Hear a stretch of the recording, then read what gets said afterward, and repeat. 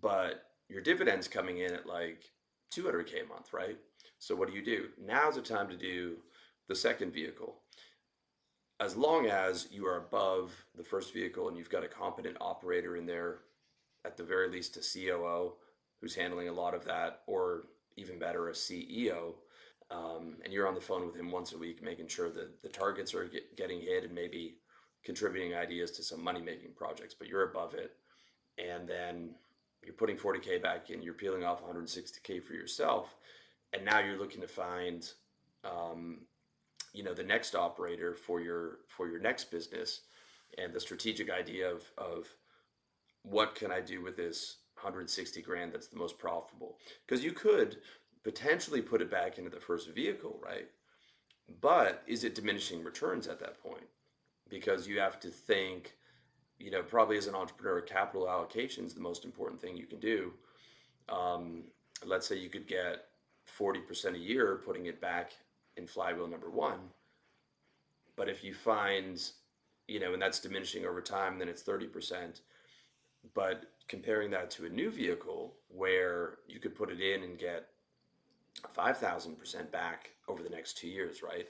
Doesn't make sense to keep putting it into that same vehicle unless you're not certain that your second vehicle would work. But if you're at like 90% certainty that the second vehicle would work, then you'd want to put it into that second vehicle.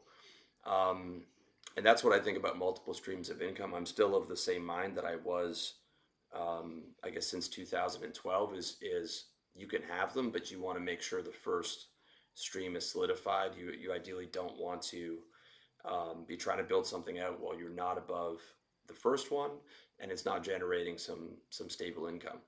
You can be somewhat still in the first vehicle, I think, if you feel like there's not a flywheel there, right? Because you realize you have to find the flywheel, and that first vehicle is one that you can't fully remove yourself from, or at least can't at this point. So you are in a situation where you feel not quite gun to your head, but some pressure to get the flywheel because you're not going to be able to hit the income goals in the first one, but you need it for money. Okay, in that scenario, you can go do the second, or maybe the second and the third if you have money for the operator, because you don't know which one's going to work, to make sure that you nail it. But ideally, you do the second one, test it. If it doesn't work, do the third one. You're not trying to do another two at the same time. And you couldn't really want to be in the first business more than, you'd have to be no more than like 2 to 3 hours a day to have the time freedom to really push hard on the second one in the first 3 months. So, those are my thoughts on offense, right? The bulk of it comes down to that flywheel, the operator, pushing back in. Then once you've gone exponential, ideally in that at least 7 figures, if not multiple 7 figures above it, pushing into the second flywheels, business-wise. And that's on offense, because business is by far the best offensive investment. It crushes everything else. It crushes Bitcoin's best year. It crushes gold's best year. And it throws off cash, right? So you're able to reinvest it, right? You can't reinvest your gold or your Bitcoin unless you sell it. It's not producing any type of dividend.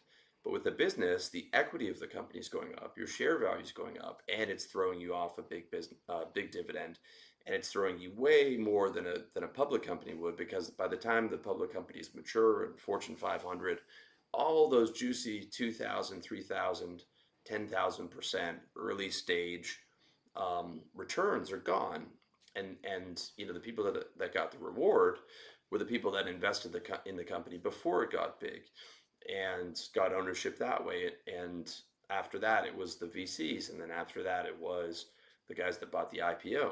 By the time it's actually gone public, your odds of getting any type of 1,000% return are very low. Maybe Tesla, but that's over, the course of a decade.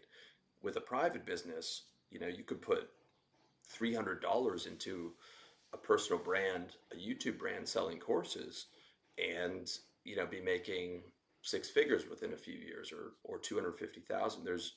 There's young kids blowing up to 1 million subscribers under a year and a half, right? And selling courses, masterminds, or whatever it is. on like a almost nothing investment, right? Like 20,000, 30,000% returns over the course of, a couple of years.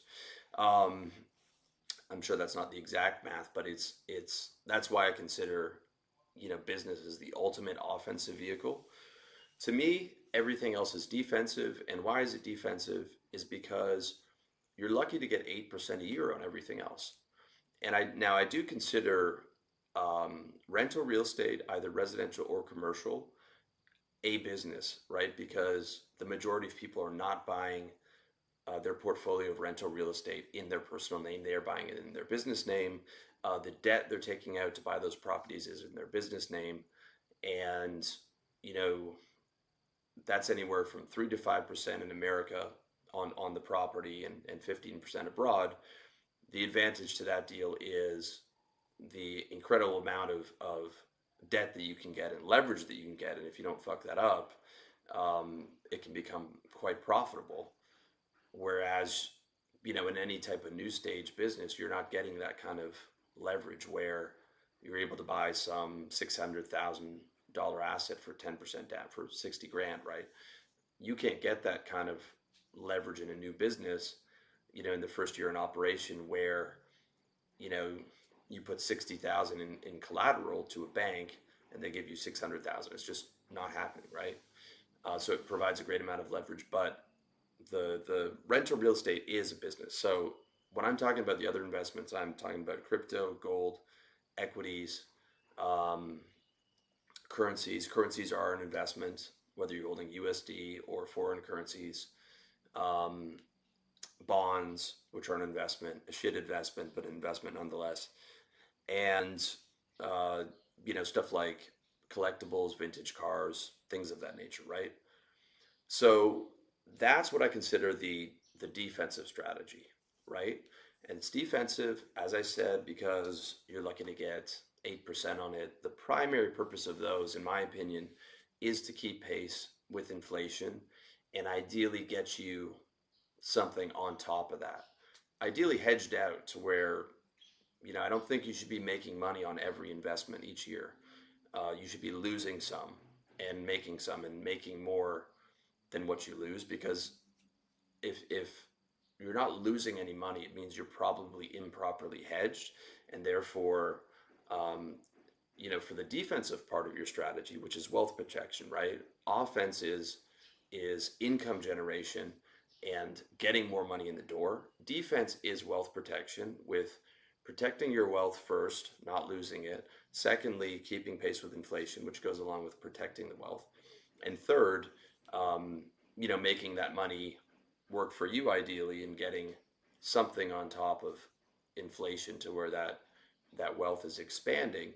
Um, but it's a defensive strategy, and the only reason you should be doing that is because you're unsure of business risk or economic risk, and it's to hedge against some type of interruption in income in your businesses. But if you knew with certainty that there was going to be no interruption in income in your businesses, in any of your businesses, there was going to be no economic impact that would crush your businesses, I would never, ever, ever invest in anything else, because businesses beat that, and I would just scale a business and exit, or when I can't put more money in, go do another one with an operator and crush whatever I would get in um, defensive investments.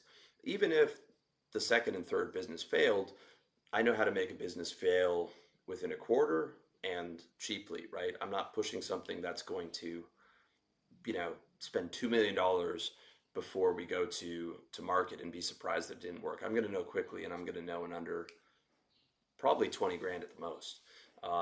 You can really mitigate the risk of this stuff. So that even includes 3, 4, 5 business failures. You're still, when you hit that winner, you're going to crush whatever the defensive investments would be in general.